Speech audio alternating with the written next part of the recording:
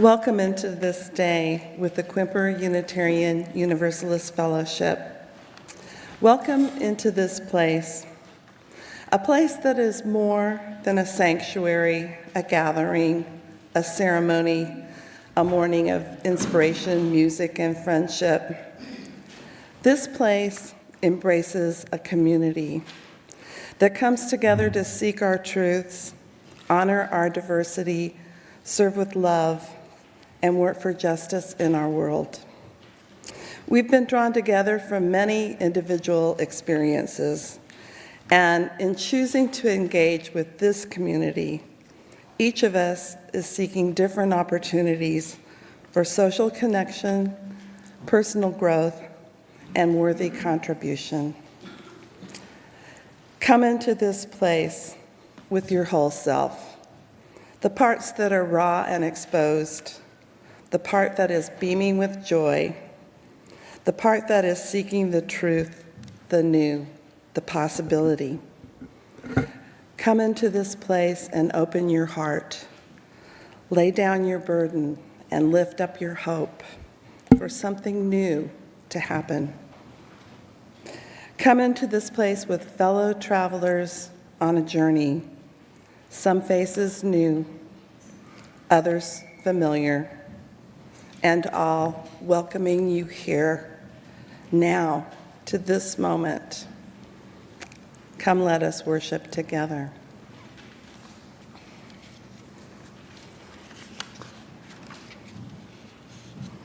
My name is Sarah Walker, and I'm a member of the board here at QUUF.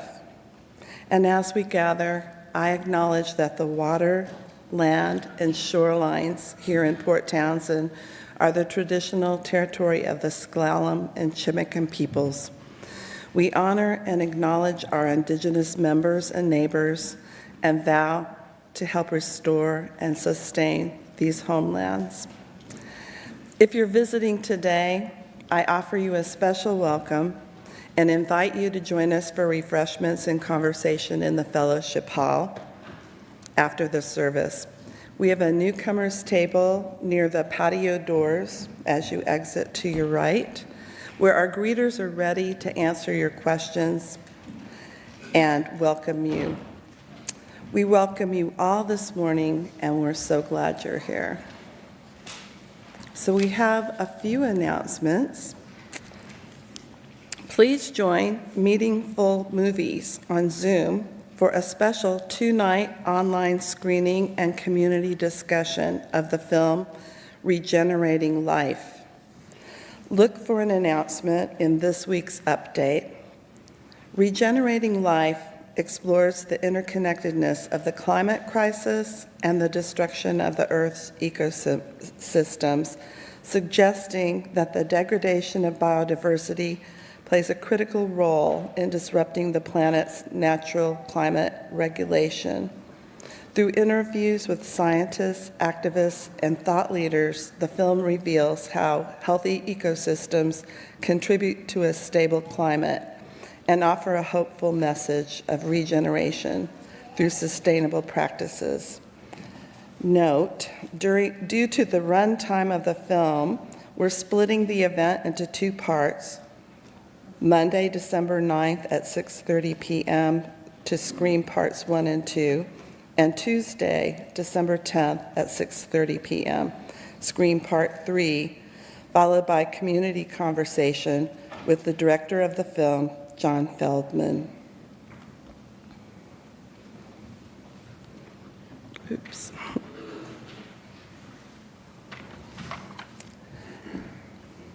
Now let us settle our minds and calm our hearts.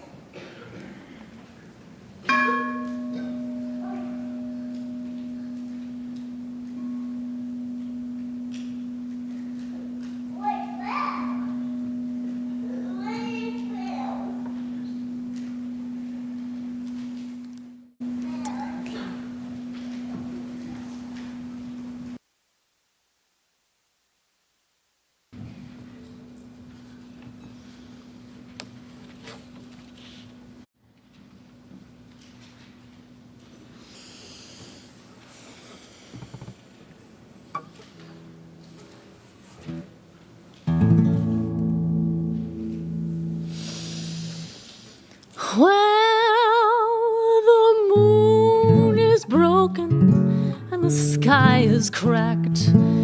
Come on up to the house. The only things you can see is all that you lack. Come on up to the house. All your crying won't do you no good. Come on up to the house. Come down off your cross. We can use the wood. Come on up to the house. Come on up to the house. Come on up to the house. The world is not my home, I'm just a passing through. Come on up to the house.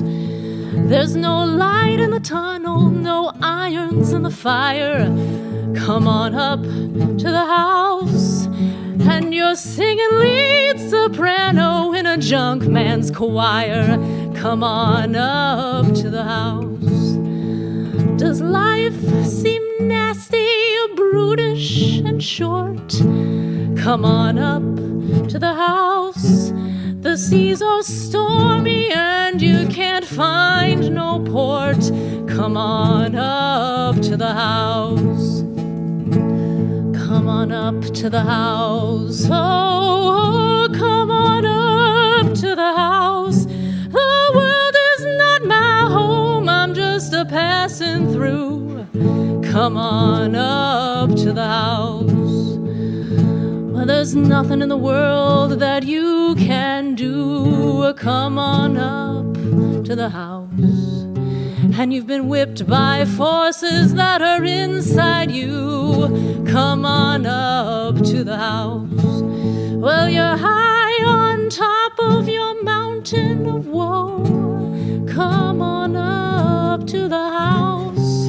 And you know you should surrender, but you can't let it go. Come on up to the house.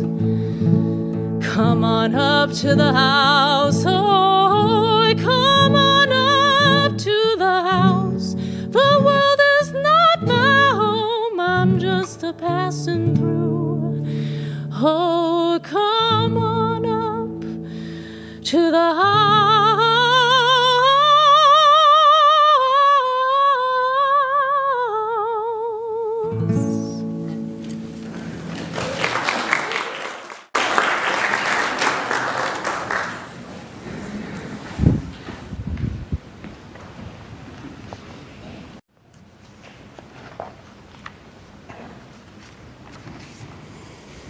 Good morning.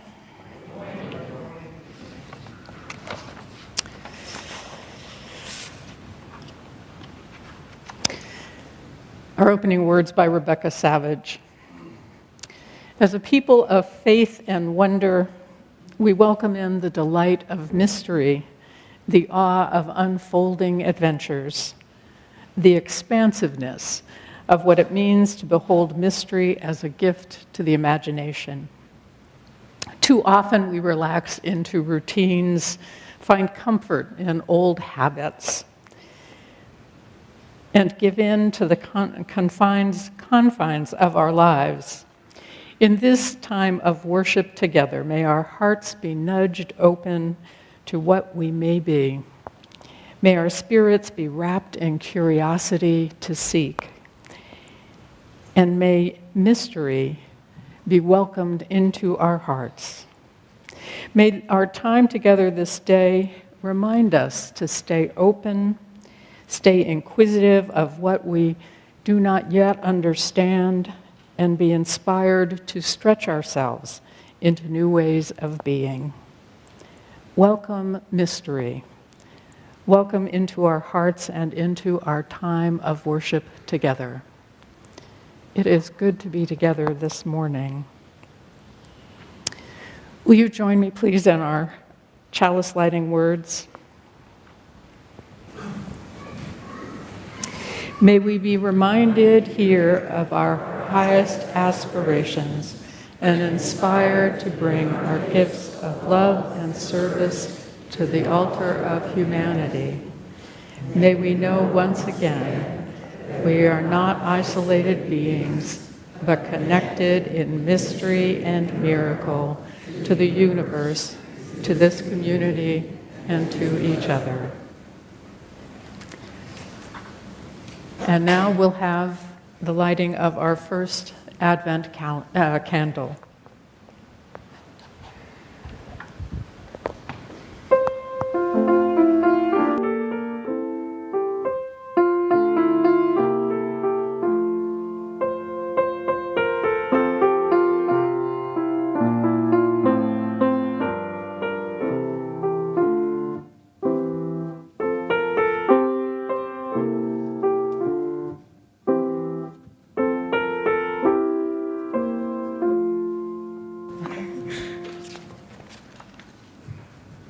We light this first candle for faith, for the choice to gather in community, and the stories that tell us who we are and who we might be. For the wisdom we receive and the insight that breaks in upon us, and for all the things that guide us in living lives that fit our spirit.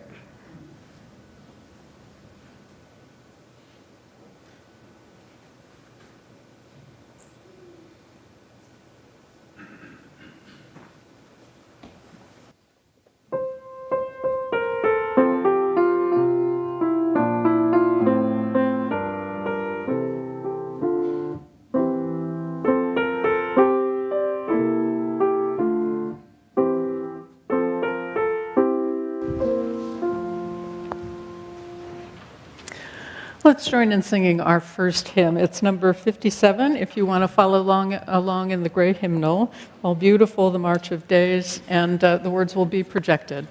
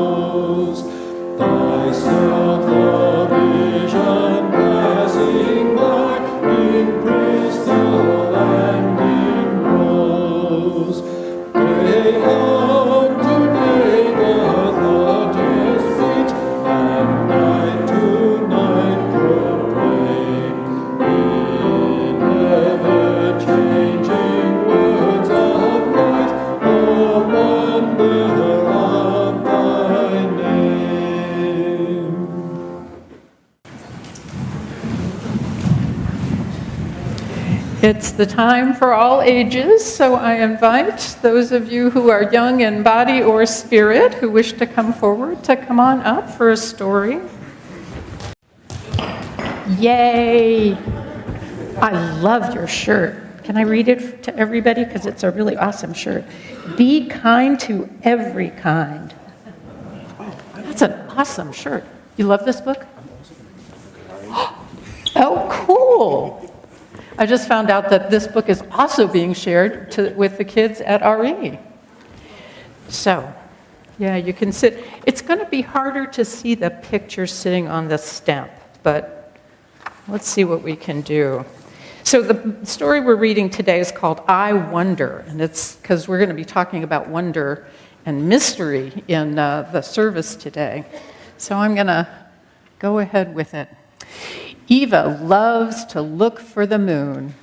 It follows her from place to place, disappearing behind trees and mountains, and then appearing again someplace new. Look, Mama, there it is. The moon looks so beautiful in the sky. How do you think it follows us, Eva? Eva thinks about it, but she just can't figure it out. It's okay to say, I don't know, says her mother. When we don't know something, we get to wonder about it. I wonder if the moon and the earth are friends, says Eva. Her mother says, I like that idea. But Mama, how does the moon stay really close to us? There's an invisible force called gravity that pulls all the things in the universe together. Eva's mother explains. Gravity keeps the moon close to the earth, and it keeps the planets close to the sun, too. They circle around like this.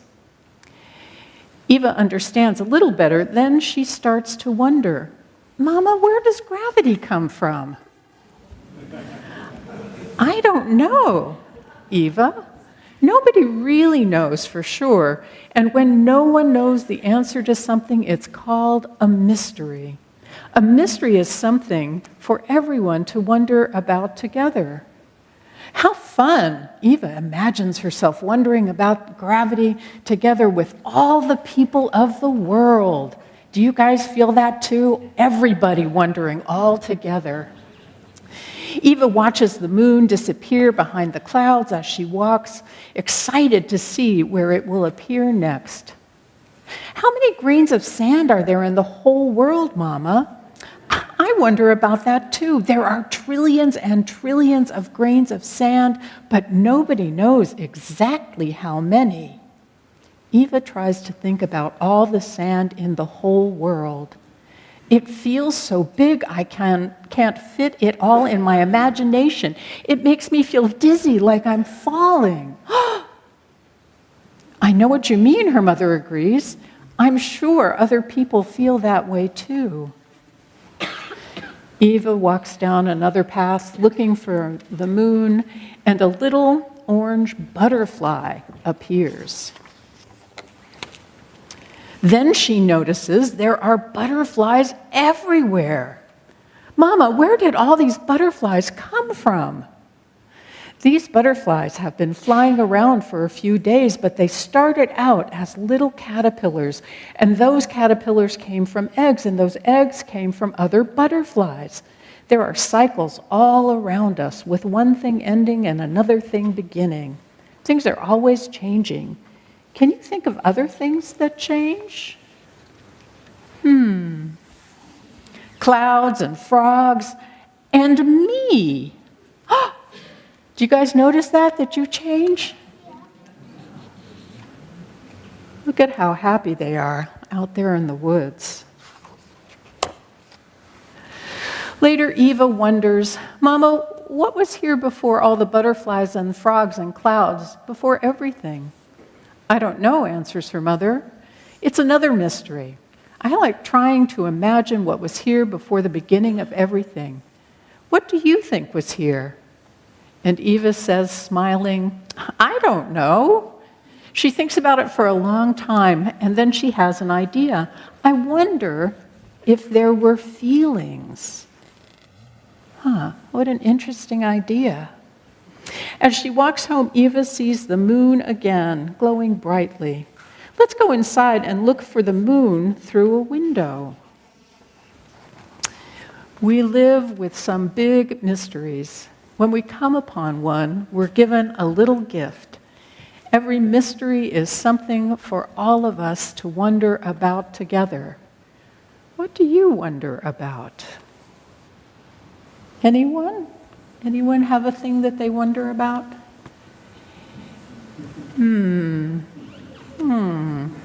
Woo! Wonder about slipping. All right, well, let's have the folks along the aisle make an arch, and we'll sing our kids out to their religious explorations. Go now in peace, go now in peace. May the spirit of love surround you everywhere, everywhere you may go. Go now in peace, go now in peace. May the spirit of love surround you everywhere, everywhere you may go.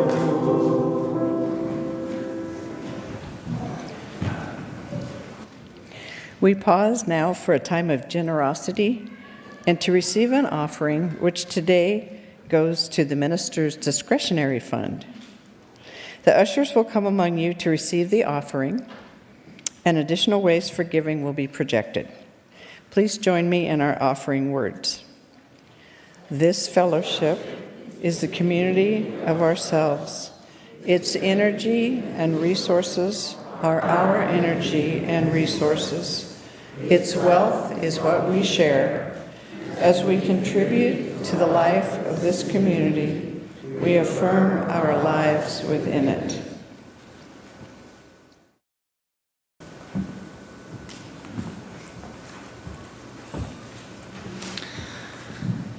I'm going to sing a little song that I wrote that is connected to this theme of figuring things out in the mystery. So I'm just going to use my fingers to snap. If you feel like tapping your foot, if you feel like snapping, you can do that too. This is called Solve for X. There's an algebra equation in this song, and I don't tell you the answer. Here we go. I won't. In the deep, dark recesses of my apartment, I think about the things that I can't be, and I wish I could figure what to do about it. I want to solve for me. Solve for me, I'd say I'm intelligent. The variables are there, I just gotta work them like 3x plus 4 equals 7. Now I just gotta solve for x. I solve for x, move the 4 right over, and all you gotta do is divide by 3. I'll stare into space until I get it. I want to solve for me. I solve for me, move the 4 right over, and all you gotta do is divide by 3. It's just so simple, then why can't I get it? Why can't I solve for x? Oh, solve for x, I'm gonna keep it trying. I'm not gonna stop, I don't care what you say. Well, maybe for a minute I'll stop and rest. I'm going to solve for x.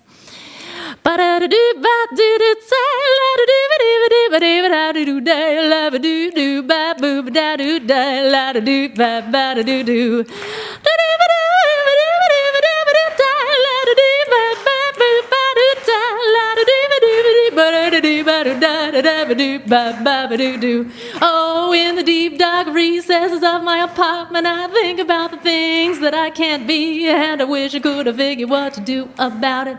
I want to solve for me. Oh, solve for me. I'd say I'm intelligent. The variables are there. I just gotta work them like 3x plus 4 equals 7. Now I just gotta solve for x.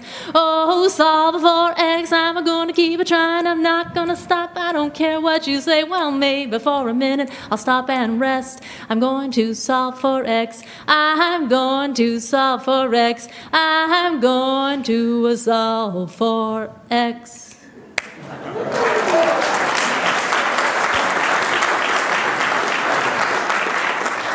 Does anybody have an answer? I see the one. Ah, there it is. Yes, thank you. Thank you so much.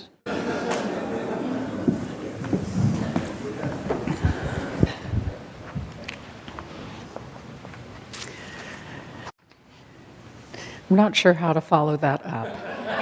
I just have to say, Well, let's all take a breath together and let it out.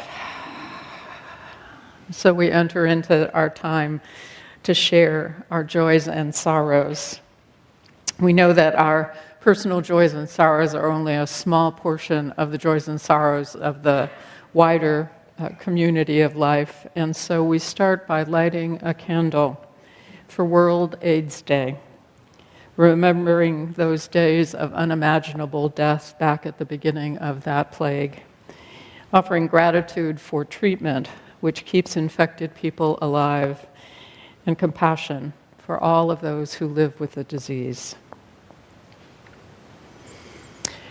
And within our congregation, we light a candle for Henry Amick's Aunt Fran, who at 90 is struggling with health concerns. We send light and love to her as she makes difficult transitions. And we place a final stone, holding in our hearts these joys and sorrows, and also those that we hold in our hearts that are of no less importance. Thank you. I invite you to settle in now again. Maybe take a couple of deep breaths. Get comfortable in your seats. Close your eyes if that's comfortable as we come into a time of quiet and reflection, meditation, whatever is most your custom. Begin with a poem by Stephen Dunn, Sweetness.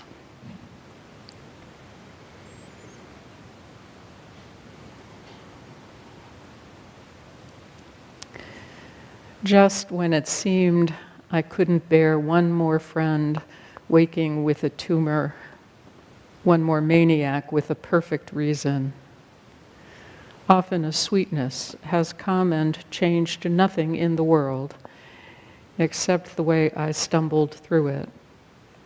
For a while lost in the ignorance of loving someone or something, the world shrunk to mouth size, hand size, and never seeming small. I acknowledge there is no sweetness that doesn't leave a stain, no sweetness that is ever sufficiently sweet. Tonight, a friend called to say his lover was killed in a car he was driving. His voice was low and guttural. He repeated what he needed to repeat, and I repeated the one or two words we have for such grief until we were only speaking in tones. Often a sweetness comes as if on loan, stays just long enough to make sense of what it means to be alive, and then returns to its dark source. As for me, I don't care where it's been or what bitter road it has traveled to come so far and to taste so good. Let us pause in stillness together.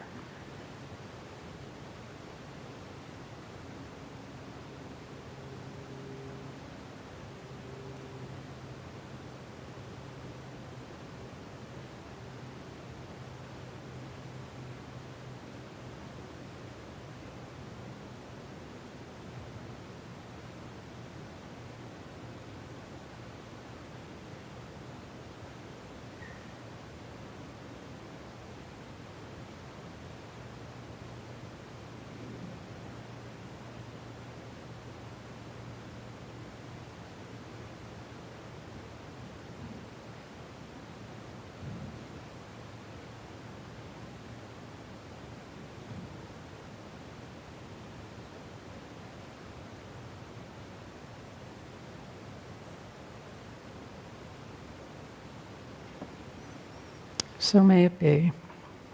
Amen.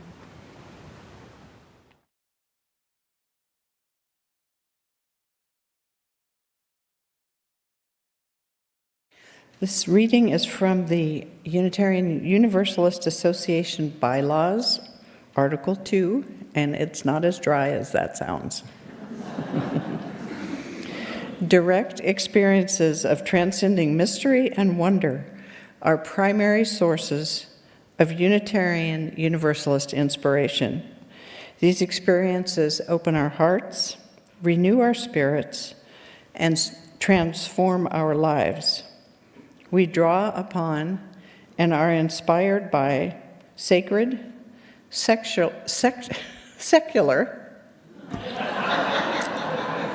and scientific understandings. See, I told you it was not dry. Let me try that again. We draw upon and are inspired by sacred, secular, and scientific understandings that help us make meaning and live into our values. These sources ground us and sustain us in ordinary, difficult, and joyous times. We respect the histories, contexts, and cultures in which these sources were created and are currently practiced. Grateful for the experiences that move us, aware of the religious ancestries we inherit, and enlivened by the diversity which enriches our faith, we are called to ever deepen and expand our wisdom.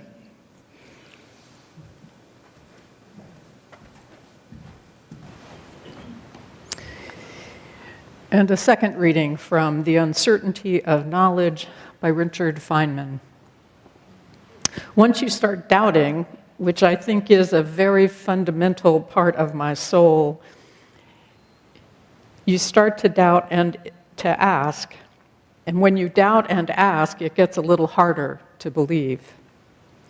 I can live with doubt and uncertainty and not knowing. I think it's much more interesting to live not knowing than to have answers, which may be wrong.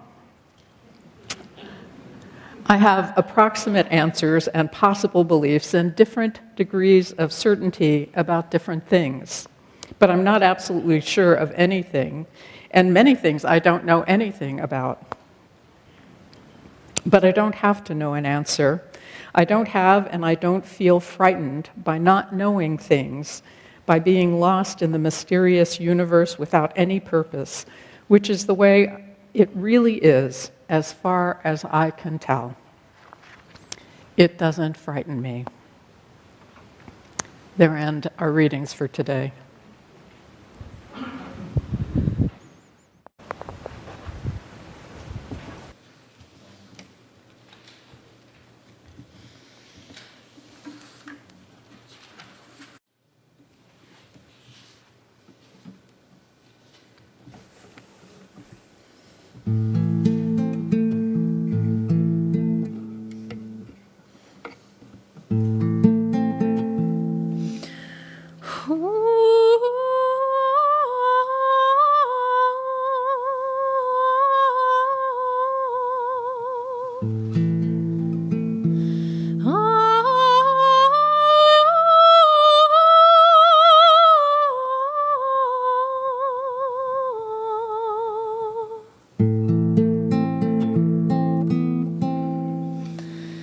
Hello, darkness, my old friend.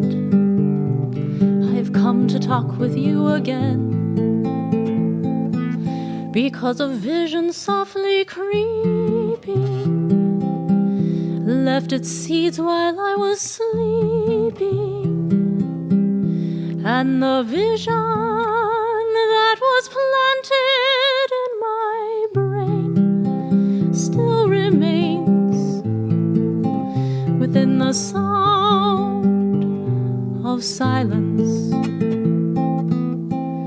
In restless dreams I walked alone, narrow streets of cobblestone, 'neath the halo of a street lamp. I turned my collar to the cold and damp, when my eyes were stabbed by the flash of a neon light that split the night and touched the sounds of silence. And in the naked light I saw 10,000 people, maybe more, people talking without speaking, people hearing without listening, people writing songs that voices never to share. No one dare disturb the sounds of silence. For, said I, you do not know, silence like a cancer grows. Hear my words that I might teach you. Take my arms that I might reach you. But my words like silent raindrops fell and echoed in the wells of silence. And the people bowed and prayed to the neon god they made. And the sign flashed out its warning in the words that it was forming. And the sign said the words of the prophets are written on the subway walls and tenement halls, and whispered in the sounds of silence.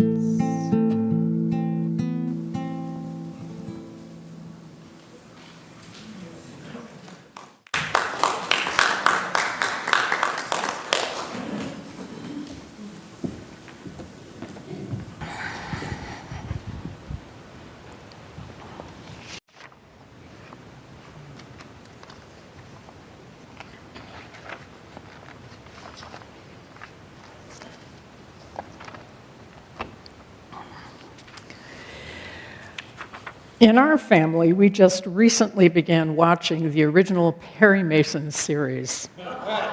Anyone else? Are you really? Seriously? That's awesome. That's awesome. Now, I have to pause right here and say, when I served on a jury, there was an actual Perry Mason moment. And no one else I have ever known who served on a jury has had a Perry Mason moment. So I'm just going to take a minute to tell you, because it was just like the most amazing thing.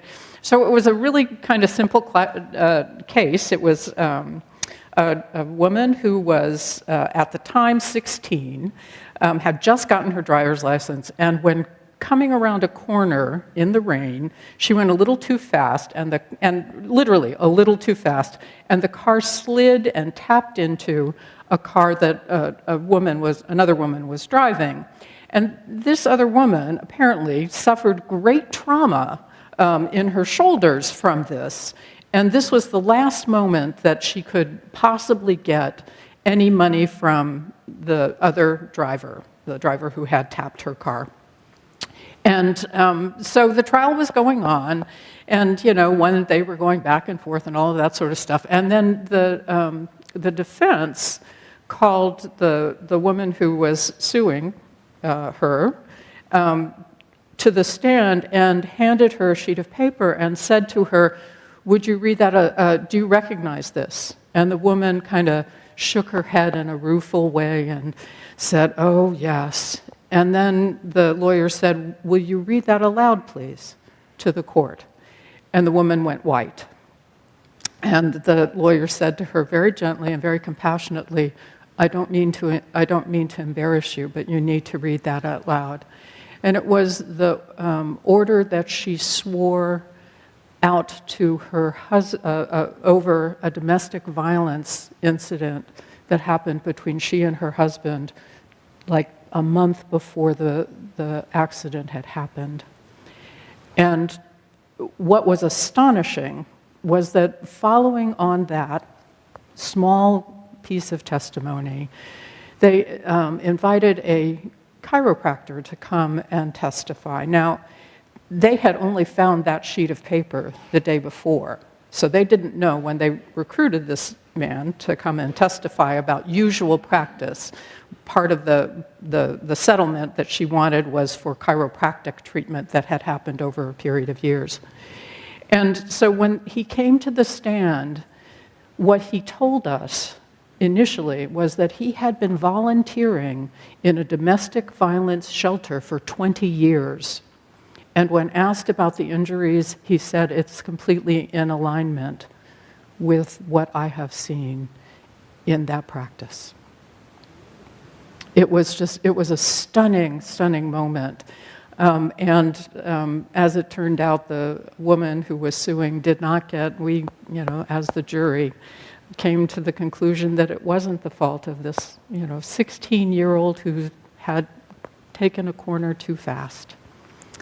It was just amazing. So they do happen. That's just all to say to you, they do happen, that there are those moments when somebody comes out with something that is completely from left field that you don't expect. And I have to say that I love a good mystery. Who doesn't love a good mystery, right? The book on my Kindle right now is a Tony Hillerman murder mystery with both Chi and Leaphorn in it. Oh my gosh, we have so much in common this morning. This is awesome. When I think about it, it's actually true. I've worked my way through a whole bunch of different detective series where they're trying to find killers or whatever, and all of them have that satisfying moment of the discovery of the truth, and if not a happily ever after, at least some measure of peace for everyone at the end. Mystery is something that we all live with in some measure or another. There was a cartoon that I used to have over my desk for many years that had a harried woman, and she was asking, what's the purpose of it all? Why are we here? Who or what is in charge? What's for dinner? Her companion, frowning, says, what's for dinner? The woman responds, I like to have at least one question I know the answer to. Right? And it's true for all of us, that we live in mystery, that we live at all is more mystery than not most of the time. And most of us, I suspect, long for certainty that is mostly elusive. My title for this morning's service actually comes from Iris DeMent's song. I know many of us have heard it because George has sung it here a few times. It's the same name. It's Let the Mystery Be. And you'll remember, if you've heard it, George just sang it, about a month ago? Is that right? Something like that? The chorus goes, everybody is wondering what and where they all came from. Everybody's worried about where they're going to go when the whole thing's done. But no one knows for certain. So it's all the same to me. I think I'll just let the mystery be. And I think that's often how we live in the world. But I grew up back in the day in a very humanist congregation and family in the era where scientific thinking dominated the religious life of many Unitarian Universalist congregations. There were those in that congregation that I grew up in who were absolutely uncomfortable with any whiff of spirituality, as indeed I expect there are folks in this congregation who have that same discomfort time to time. God language or prayer, readings from religious texts and such were mostly unknown in that congregation. So much so that the ongoing joke at the time was that God only got mentioned in that church when the handyman had banged his thumb or the minister had spilled his coffee. And while the good folks who populated that congregation surely had their experiences of something that we might call mysterious and unnameable, they seemed more concerned with those things that were tangible, beliefs that could be supported by science, more concerned with ideas and the play of logic than the numinous, the unpredictable, the buzzing, beautiful world, and the life that is more than we'd like to believe, a matter of luck and out of our control. If I'm totally honest, I'd prefer that too. But I try to stay aware of the utter unpredictability of life and keep track of my gratitude for my ongoing life in the midst of radical uncertainty. You know what that's about. No one escapes that possibility of a gene that goes rogue and cancer that silently grows, sometimes with deadly consequences. Or maybe it's the electrical pulses in our heart that go haywire. It's the car accident or when we stumble and break bones. It's the chemicals in the brain of a beloved that shifts and suddenly they disappear. The person we've known gone, sometimes in small pieces, sometimes all at once. We live in radical uncertainty, though we ignore it most of the time and continue as if we know what's coming next, as if the world was truly knowable and predictable. But if we're honest, it simply is not. In a TED Talk given by Pico Iyer, an author and essayist who travels with the Dalai Lama, he refers to St. Ralph Waldo Emerson, who says, "People wish to be settled. Only as far as they are unsettled is there any hope for them." People wish to be settled, but only as they are unsettled is there any hope for them. Iyer reminds us, at some point, he says, knowledge gives out. And that is the moment your life is truly decided. You fall in love, you lose a friend. And it's then when you're lost or carried out of yourself that you find out who you are. He continues, "The one thing I have learned is that transformation comes when I'm not in charge, when I can't, when I don't know what's coming next, when I don't assume that I am bigger than everything around me." In a similar vein, Nobel Prize-winning economist Daniel Kahnemeyer says we have an unlimited ability to ignore our ignorance. We are always much more confident than we think about what we think we know than we should be. Let me try that again so you all can understand it. He says, we have an unlimited ability to ignore our ignorance. We are always much more confident about what we think we know than we should be.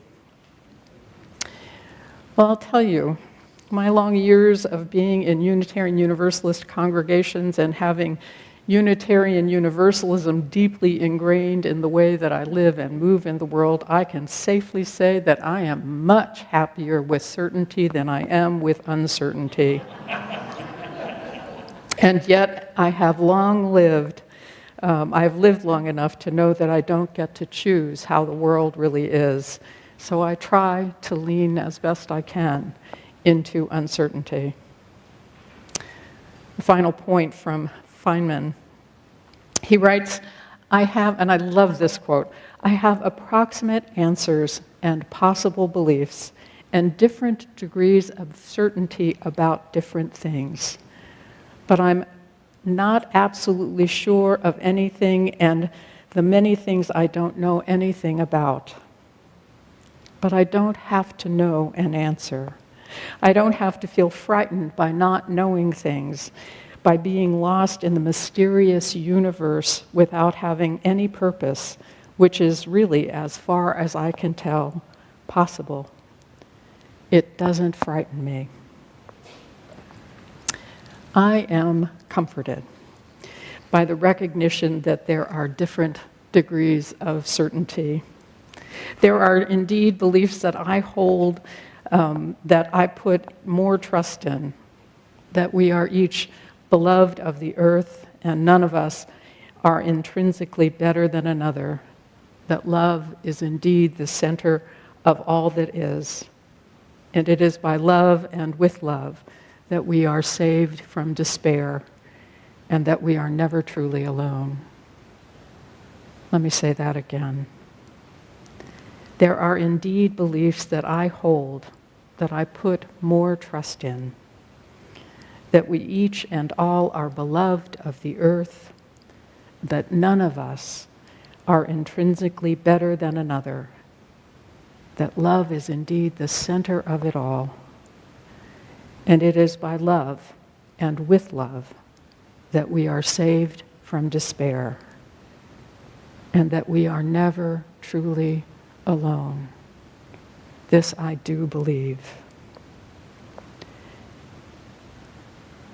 And I am always comforted by the presence of companions and friends who share this constant movement between knowing and not knowing, certainty and uncertainty, who strive for a balance between certainty and unknowing, who know about the power of love and its saving grace. In the end, this universe, this beautiful buzzing reality that we are a part, it is vast and largely unknowable. Our lives, at best, are uncertain and a gift that is beyond our ability to be sufficiently grateful.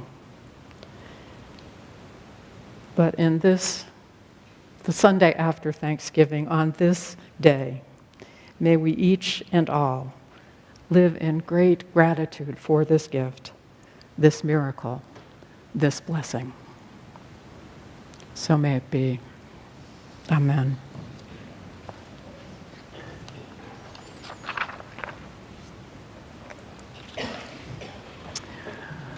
I invite you to rise in body or spirit, and we'll sing number 163, For the Earth Forever Turning.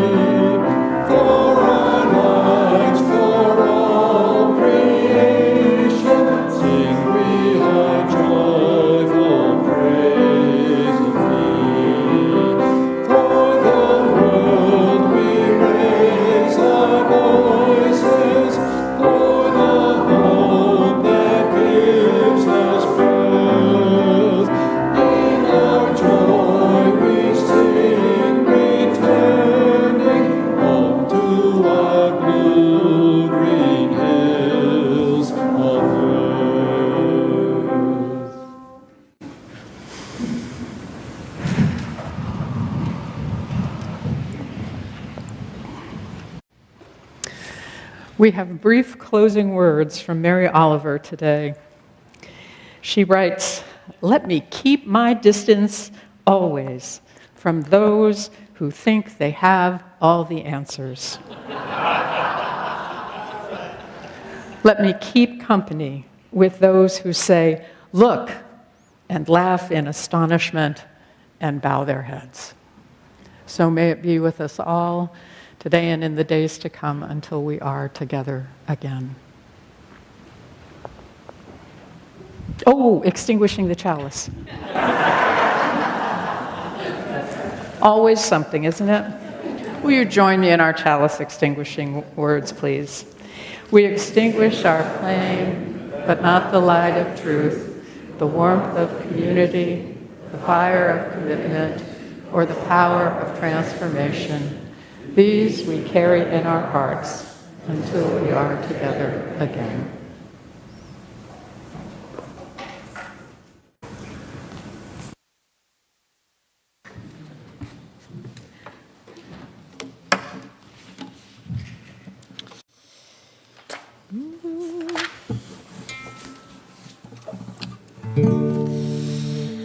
I can see clearly now the rain is gone.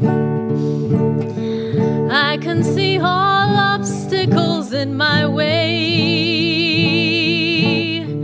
Gone are the dark clouds that had me blind. It's gonna be a bright, bright, sunshiny day. It's gonna be a bright, oh bright, sunshiny day. I think I can make it now, the pain is gone. Oh, all of the bad feelings have disappeared. Here is the rainbow I've been praying for. It's gonna be a bright, oh bright, sunshiny day. Look all around, there's nothing but blue skies. Look straight ahead, there's nothing but blue skies.